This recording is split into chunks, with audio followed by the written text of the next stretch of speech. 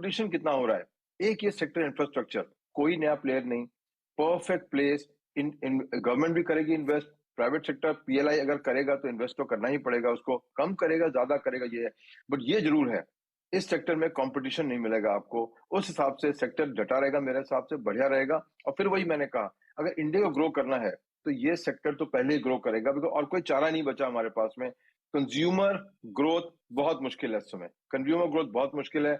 Infrastructure growth का एक ही रास्ता है, तो स्टॉक करेंगे, रिटर्न देंगे। बट वही मैंने कहा, कब खरीदना है बहुत इंपॉर्टेंट है, क्या खरीदना है इतना जरूरी नहीं है। 5 कंपनियां 6 कंपनियां हैं, कोई भी चूज कर लीजिए। हेलो दोस्तों, अगर आप अपना पैसा शेयर मार्केट में इन्वेस्ट करके लाखों रुपए कमाना चाहते हैं तो आज ही आप स्टॉक के साथ जुड़कर अपना डीमैट अकाउंट आप बिल्कुल फ्री में ओपन कर सकते हैं, जहां पर आपका ब्रोकरेज चार्जेस बिल्कुल ना के बराबर लगता है। ब्रोकरेज लगता है तो सिर्फ इंट्राडे ट्रेड में, वह भी सिर्फ 20 रुपये। तो आज ही आप स्टॉक के साथ में जुड़ सकते हैं, लिंक डिस्क्रिप्शन में है, क्लिक करें और अकाउंट ओपन कराएं। Thank you Veeru. अब एक थोड़ा सा इम्पोर्टेंट कॉल आ गई थी एक्चुअली, उसके लिए थोड़ा वो अटेंड करने चला गया था मैं। एक मार्केट पर एक देखिए ज़बरदस्त तेज़ी इस समय 42,500 क्रॉस कर लिया बैंक निफ्टी ने, और निफ्टी ने भी 18,064 क्रॉस किया है। तो एक शॉर्ट कवरिंग बाउंस ज़बरदस्त। अब आउटलुक 2023 पर चर्चा के लिए हमारे साथ जुड़ रहे हैं डायमेंशंस कंसल्टिंग के CEO Ajay Srivastava ji. Ajay ji, good morning. सबसे पहले तो आपसे 2023 में पहली बार बात हो रही है, तो मेरे ख्याल से अभी भी थोड़ा लेट नहीं है। हैप्पी न्यू ईयर आपको। Thank you very much. अभी तो शुरू हुआ है सर, अभी तो अनुज भाई शुरू हुआ है। नहीं शुरू तो हुआ है। वो मैं कहीं पढ़ रहा था कि कट ऑफ होता है कि 5 तारीख तक विश करना होता है, 5 के बाद आप थोड़े लेट हो जाते हैं तो अरे नहीं, आपकी wishes always important. Thank you very much. And I hope investors के लिए भी अच्छा साल गुजरेगा। टफ ईयर है, काफी टफ ईयर है, तो उसमें देखते हैं क्या निकलता है। तो आप कैसे अप्रोच कर रहे हैं इस साल के लिए? कोई बड़ी स्ट्रैटेजी, कोई बड़ी थीम?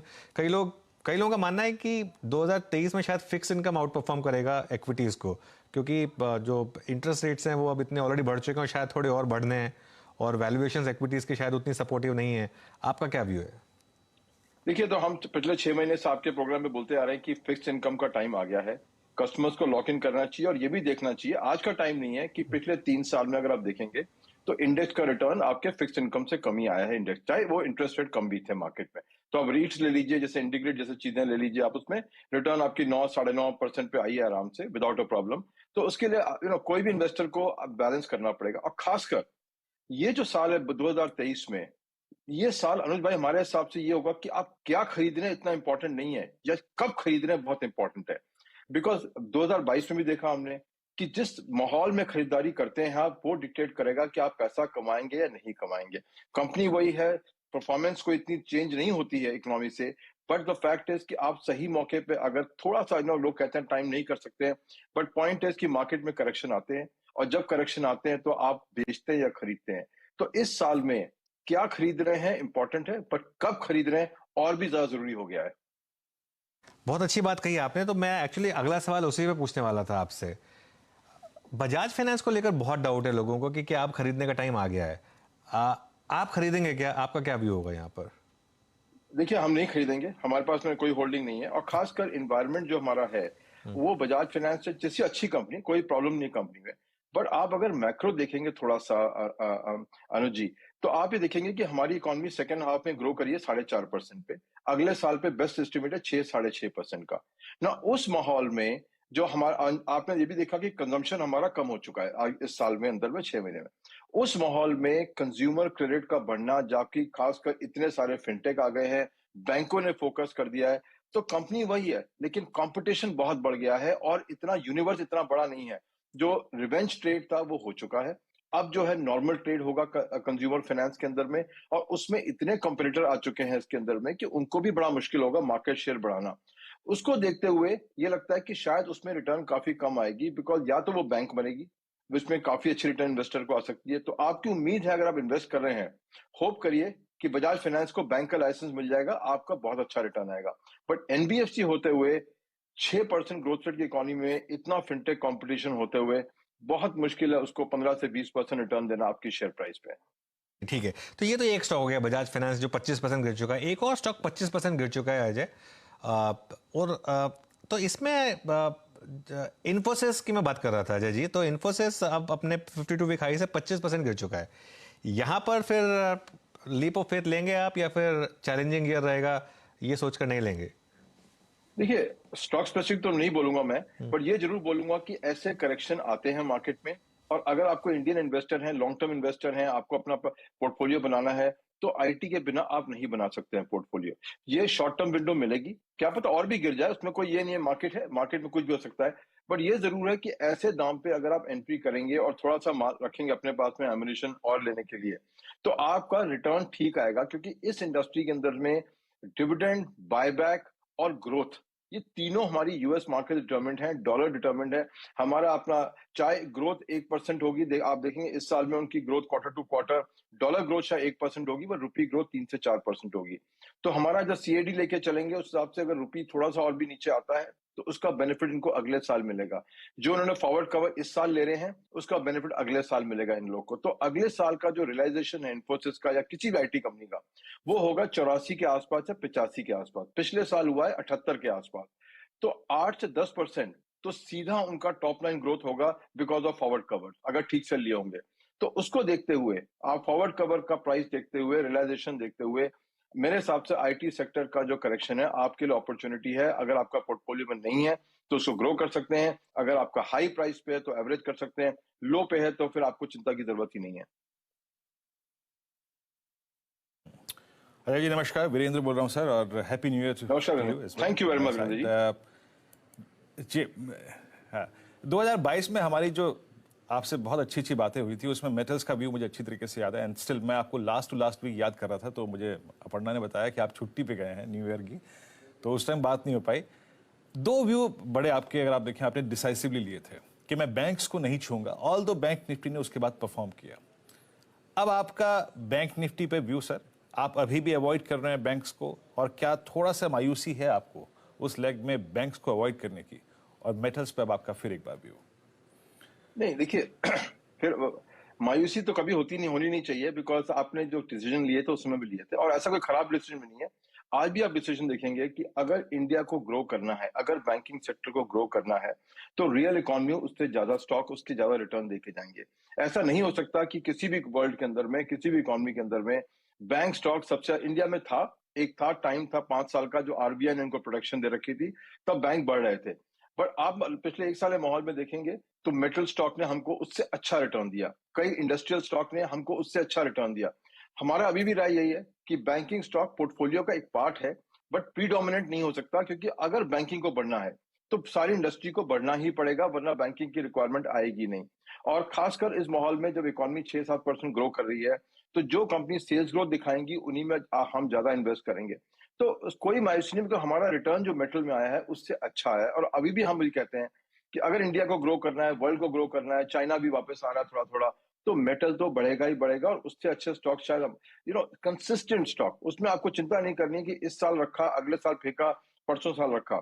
एवरी करेक्शन पे आप लीजिए, डिविडेंड खाइए उसमें आराम से। आपने देखा कि पिछले 4 साल में सारे स्टॉक फ्री हो गए लगभग डिविडेंड दे देके। तो अभी भी हमारा राय यही है, industrial stock, metal stock will give better return than the banking index. And we, हमारा व्यू अभी भी यही कंसिस्टेंट है कि बैंकिंग आपके एक कंपोनेंट है, बट प्रीडोमिनेंट कभी भी नहीं रहेगा। और अगर आपके पास लिमिटेड पैसा है, भाई देखिए लिमिटेड पैसा है तो आपको लगाना पड़ेगा वहां पे जहां पे रिटर्न आएगी। और अब भी हम कहते हैं industrial metal will give better return than the banking index साल के एंड तक। ये हमारी उम्मीद है, हो सकता है गलत हो, मार्केट बहुत चीजें करती है, हर आदमी को एक बार अपने जगह पे ले आती है, बट उम्मीद पे हम यही है कि हमारा चॉइस शायद ठीक रहेगा। ओके, तो अगर आप देखें मेटल्स पे अभी भी अजय जी का बहुत स्ट्रॉन्ग कन्विक्शन है, और याद रखिएगा अभी भी मेटल इंडेक्स अपने करियर के हाईएस्ट ट्रैजेक्टरी में ट्रेड कर रहा है।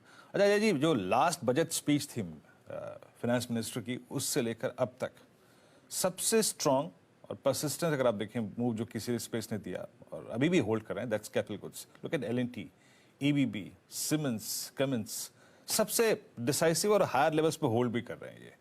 अब एक बार फिर से हम, आप सब, पूरा बाजार बजट स्पीच का इंतजार कर रहा है। क्या ये थीम 2023 में, मतलब कंस्ट्रक्शन, इंफ्रा, कैपिटल गुड्स, मैं एक उदाहरण के तौर पे एक आईआरबी का आपको उदाहरण रख रहा हूँ, स्टॉक ऑल टाइम हाई पे है, क्या ये थीम चलेगी अभी भी यहीं से? देखिए, चलनी तो चाहिए थीम, बिकॉज बजट के पास कोई चारा नहीं है। आज की तारीख में बजट के पास कोई चारा नहीं है, बिकॉज बजट से ज्यादा इंपॉर्टेंट है गवर्नमेंट पॉलिसीज। अब आप देखिए, स्टील की पॉलिसी चेंज करी, इंडिया नेट इंपोर्टर हो गया स्टील का। अब उसके देखते हुए अगर इन्फ्लेशन पे टाइट कंट्रोल रखना है गवर्नमेंट ने, तो हर इंडस्ट्री को, एंड यूजर इंडस्ट्री को कंट्रोल रखेगा। जैसे शुगर को कंट्रोल में रखा उन्होंने, दाम बढ़ने नहीं दिया, ऑयल को कंट्रोल में रखा हुआ है ना। ये सब चीजें इंफ्रास्ट्रक्चर इंडस्ट्री के लिए बहुत अच्छा है, क्योंकि अगर प्राइस कंट्रोल होता है कमोडिटीज के ऊपर में, या जैसे ऑयल पे किया प्राइस कंट्रोल, उससे थोड़ा सा, और पीएलआई जो आपने बेनिफिट दे रहे हैं, उसका थोड़ा बहुत अब इम्पैक्ट आना शुरू होगा। और दूसरी बात, इंफ्रास्ट्रक्चर, सबसे बढ़िया बात, नई कंपनियां नहीं आ पाती हैं, बिकॉज इसमें ट्रैक रिकॉर्ड चाहिए होता है। आप जब भी कोई भी टेंडर करता है तो कहता है आपने पहले क्या किया है। तो एल जैसे देख लीजिए, या सीजी इंडस्ट्रियल देख लीजिए, उनसे compete करना बड़ा मुश्किल हो चुका है आज के बाजार के अंदर में। तो इंफ्रास्ट्रक्चर एक प्रोटेक्टेड सेक्टर है। जैसा हमने कहा, बैंकिंग में इतने सारे नए प्लेयर आ गए, इतने सारे फिनटेक आ गए, नए बैंक खुल गए, डीबीएस आ गया इंडिया के अंदर में। उसका कंपटीशन देखिए कितना बड़ा है बैंकिंग में। टू व्हीलर में देखिए, नए टू व्हीलर आ गए हैं, कंपनियां जो ईवी टू व्हीलर बना रही हैं, एथर वगैरह। तो लुक एट द कंपटीशन कितना हो रहा है। एक ये सेक्टर इंफ्रास्ट्रक्चर, कोई नया प्लेयर नहीं, परफेक्ट प्लेस। इन गवर्नमेंट भी करेगी इन्वेस्ट, प्राइवेट सेक्टर पीएलआई अगर करेगा तो इन्वेस्ट तो करना ही पड़ेगा उसको, कम करेगा ज्यादा करेगा ये है। बट ये जरूर है, इस सेक्टर में कंपटीशन नहीं मिलेगा आपको। उस हिसाब से सेक्टर डटा रहेगा, मेरे हिसाब से बढ़िया रहेगा। और फिर वही मैंने कहा, अगर इंडिया को ग्रो करना है तो ये सेक्टर तो पहले ही ग्रो करेगा, बिकॉज और कोई चारा नहीं बचा हमारे पास में। कंज्यूमर ग्रोथ बहुत मुश्किल है इस समय, कंज्यूमर ग्रोथ बहुत मुश्किल है। इंफ्रास्ट्रक्चर ग्रोथ का एक ही रास्ता है, तो स्टॉक करेंगे, रिटर्न देंगे। बट वही मैंने कहा, कब खरीदना है बहुत इंपॉर्टेंट है, क्या खरीदना इतना जरूरी नहीं है। 5 कंपनियां, 6 कंपनियां हैं, कोई भी चूज कर लीजिए। हेलो दोस्तों, अगर आप अपना पैसा शेयर मार्केट में इन्वेस्ट करके लाखों रुपए कमाना चाहते हैं तो आज ही आप स्टॉक के साथ जुड़कर अपना डीमैट अकाउंट आप बिल्कुल फ्री में ओपन कर सकते हैं, जहां पर आपका ब्रोकरेज चार्जेस बिल्कुल ना के बराबर लगता है। ब्रोकरेज लगता है तो सिर्फ इंट्राडे ट्रेड में, वह भी सिर्फ 20 रुपए। तो आज ही आप स्टॉक के साथ में जुड़ सकते हैं, लिंक डिस्क्रिप्शन में है, क्लिक करें और अकाउंट ओपन कराएं। अच्छा अजय जी, एक व्यू आपसे चाहिए था। ये जो न्यू एज कंपनीज हैं, जैसे आज पेटीएम ऊपर है, आई नो आप स्टॉक स्पेसिफिक बात नहीं करेंगे, लेकिन थोड़ा कुछ लोगों का व्यू बन रहा है कि शायद अब डिसेंट लेवल पर आ गया है। नायका शायद एक डिसेंट लेवल पर आ गया है गिरकर। कार ट्रेड है, इसकी बात हो रही थी कि जो 2022 में एक रियलिटी चेक हो गया इन कंपनियों के लिए, और जितना भी फ्रॉड था 2021 वाला, वो पूरा का पूरा अब निकल चुका है। और अब ये इतने ओवरसोल्ड हैं कि एक कंसेंसस यहाँ पर बहुत नेगेटिव है, और यहाँ पर एक आप पोर्टफोलियो बना सकते हैं। स्ट्रक्चरल पोर्टफोलियो ना भी बनाए तो भी टैक्टिकल पोर्टफोलियो बना सकते हैं। आप अग्री करेंगे उस बात से? नहीं, बिल्कुल एग्री करेंगे, बिकॉज जैसा हमने कहा, हम रेकमेंड नहीं कर रहे हैं। पेटीएम जैसी कंपनी दुनिया में शायद किसी ने नहीं बनाई होगी कि एक पेमेंट इंफ्रास्ट्रक्चर कंपनी, इसने छोटे से टाइम के अंदर में पूरी कंट्री में, आप छोटे छोटे शहर में जाइए, गांव में जाइए, हाईवे पे जाइए, आप चाय पीजिए, बोलेगा पेटीएम कर दीजिए, वहां पे लगा होगा उस पर। ऐसा शायद अनुज जी कभी शायद दुनिया में नहीं हुआ होगा ना। उसने लॉसेस बनाए, उसने वैल्यूएशन हाई करा, सब कुछ करेक्ट है उसके अंदर में, कोई उसमें दो राय नहीं है। बट जो चीज बन के आई है इंडिया के लिए, वो एक बेहतरीन चीज है। उसको फिर अगेन डुप्लीकेट करना बड़ा मुश्किल होगा ना। किस प्राइस पे आप एंट्री करके पैसे बनाएंगे ये अलग बात है। मैंने कहा आप एवरेज करिए, उसको आप आराम से खरीदिए। बट ऐसी चीजों को जो जो डुप्लीकेट नहीं हो सकती हैं, उनको खरीदने में कोई बुराई नहीं है मेरे हिसाब से। जैसे इंफ्रास्ट्रक्चर कंपनी ये है, एक कंपनी है जो आपकी लॉजिस्टिक स्पेस में है। कंज्यूमर कंपनीज में हमारा अभी भी कोई वो नहीं है कि जो कंज्यूमर डीटीसी कंपनियां जो हैं, उसमें अभी भी प्रॉब्लम आएगी, बिकॉज इंडिया की अगर डिमांड ही 6% ग्रोथ है तो उनकी मार्केट कहां से ग्रो करेगी। और मोस्ट इंपॉर्टेंट, ऑनलाइन शॉपिंग बहुत कम होती जा रही है। आपने देखा होगा अमेजोन का रिजल्ट देखिए, अमेजोन का प्रेस रिलीज देखिए कि online shopping after the opening of Covid के बाद में काफी कम हो गई है। तो D2C कंपनियां जो होंगी, शायद जैसे आपने नायका नाम दिया, मेरे को इतना कॉन्फिडेंस नहीं है कि ये वैल्यूएशन उनकी आज भी करेक्ट है, बिकॉज 50,000 करोड़ के लिए मैं किसी कंपनी का 40 करोड़ का प्रॉफिट में 50,000 करोड़ नहीं दूंगा वैल्यूएशन में। बट वो कंपनियां जो डुप्लीकेट, और कोई भी आ सकता है, तो ऑनलाइन स्पेस में अपने रिलायंस भी आ गया है, और टाटा भी अपने ऑनलाइन स्पेस में आ गए हैं, तो आईटीसी भी चल रहा है, तो उसके और कई सारी कंपनियां हैं। तो कंपटीशन देखते हुए आप देखेंगे तो पेमेंट स्पेस में शायद कोई कंपटीशन नहीं है पेटीएम के साथ में। डिलीवरी लॉजिस्टिक्स में कम है, बट D2C में अभी भी बहुत फ्रॉथ है, वहां शायद अभी हम नहीं करेंगे। बट अब बाकी इंडस्ट्री में टैक्टिकल पोर्टफोलियो आप कहिए, चाहे मेन पोर्टफोलियो कर लीजिए, बनाने में कोई प्रॉब्लम नहीं। जैसे इंश्योरेंस, एक ही ऑनलाइन कंपनी रहेगी इंश्योरेंस की, आई थिंक दम है उसमें, दम है। आप वो ठीक है कि आप थोड़ा पैसा रखिए कभी एवरेज करने के लिए, बट टाइम है कि इसमें आप डालिए पैसा, बिकॉज ये कंपनियां फ्यूचर है इंडिया की। चलिए, टाइम है अब पैसा डालने का, और अब टाइम आ गया है शो खत्म करने का। अजय जी, शुक्रिया जुड़ने के लिए, और all the best for 2023। Thank you very much sir, thank you. चलिए, तो अब नीरज जी को सौंप देते कमान। और नीरज जी, आपको दे रहे हैं market absolutely at highest point of the morning. Nifty अब 18,100 के भी करीब जा रहा है और बैंक निफ्टी 370 पॉइंट ऊपर। Over to you. Very quickly, Nifty के लिए 1887 चल रहा है। कोई रेजिस्टेंस है? अभी 18,150 से 200 के बीच में वो रेजिस्टेंस आएगी और बड़ी रेजिस्टेंस वही 18,250 की, लेकिन पहली रेजिस्टेंस क्रॉस कर दिए। पहली रेजिस्टेंस 18,050 की जो हमने डिस्कस तो यहाँ से एकदम 60-70 पॉइंट का रास्ता एकदम खुला हुआ है। 60-70 पॉइंट का रास्ता और खुल गया है अभी। चलिए बढ़िया, तो 60-70 पॉइंट यहाँ से और अपसाइड है, बिल्कुल खुली हुई है निफ्टी के लिए, ये इंपॉर्टेंट बात है। और बैंक निफ्टी तो ऑलरेडी 450 पॉइंट की मजबूती के साथ कामकाज कर रहा है। एडवांस डिक्लाइन बहुत ही बेहतर है, 4:1। तो कुल मिला के आज एक बढ़िया रैली बनती हुई दिख रही है। चलिए एक छोटा सा ब्रेक, और ब्रेक के बाद फिर आपकी क्वेरी सॉल्व करने की कोशिश करते हैं।